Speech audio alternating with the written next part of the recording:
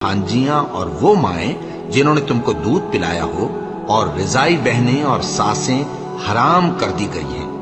और जिन औरतों से तुम खलवत कर चुके हो, उनकी लड़कियां जिन्हें तुम परवरिश करते हो, वो भी तुम पर हराम है।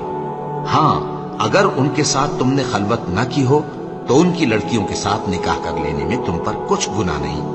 और तुम्हारे सुलभी बेटों की औरतें भी और दो बहनों का इकट्ठा करना भी हराम है, मगर जो हो चुका सो हो चुका।